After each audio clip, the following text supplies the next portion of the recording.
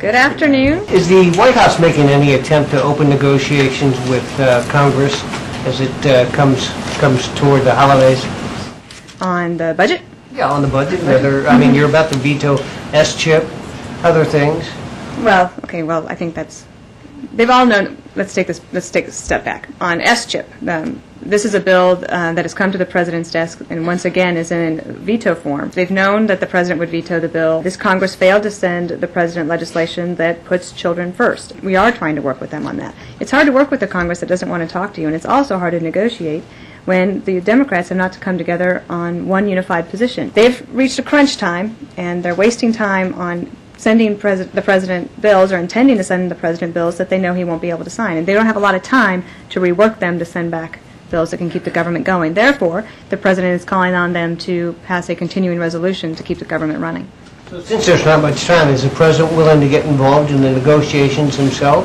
I mean, bring the Democratic leaders down here and try to... Well, I think anyone would understand that the president's position is reasonable and that he has tasked his cabinet officer, OMB Director Jim Nussle, to go up and negotiate with the Democrats. But it's very difficult to negotiate when you're dealing with several different positions on the Democratic side. So once they coalesce around one position, it will be easier of us to sit down and have the negotiations. But in the meantime, we've had conversations with them. We have an open dialogue.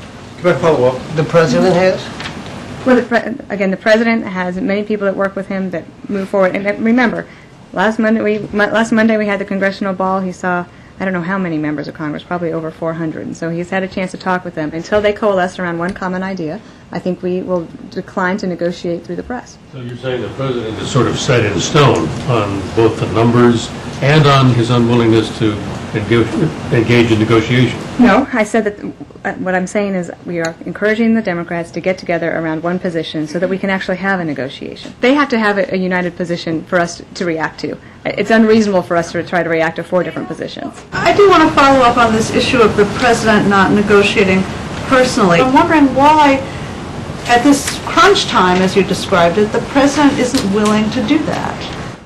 Cheryl, who would he meet with? Should he have 4 different meetings, or should he? Well, is it incumbent? I would say that would be up to him, but no, logical choices would be Nancy Pelosi and Harry Reid. Let me answer your question.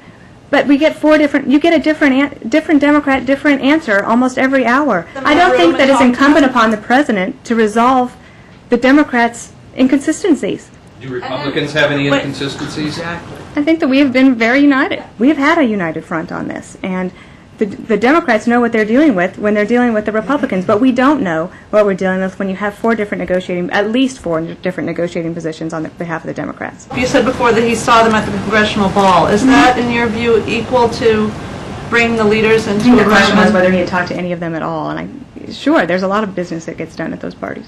Well, was this business done at that party? Well, clearly not. You said that he wanted to negotiate with Democrats when they had reached a unified position. So obviously on S-chip they have reached a unified position because they have presented him with a bill which represents that position. So is he willing at this point to sit down and negotiate with them? We have been willing for several weeks, if not months, to negotiate on S-chip, and it is the Democrats who would not have us at the table. I know you can't comment on the case specifically, but is the White House in general hopeful that the CIA will be more forthcoming in the future, more aggressive in meeting its obligations to inform Congress of matters like this? This is like the 4th day in a row I've gone through this, but I'm not going to comment on that. Part of the gathering of the facts is gathering who knew what when and who then told who what, and I think that I have to allow that process to work itself out. But the President believes that General Hayden is committed to making sure that it is a thorough review and that people get the answers that they're requesting. Speaker Libby did not receive a pardon. Is this sign that he's not going to receive a pardon?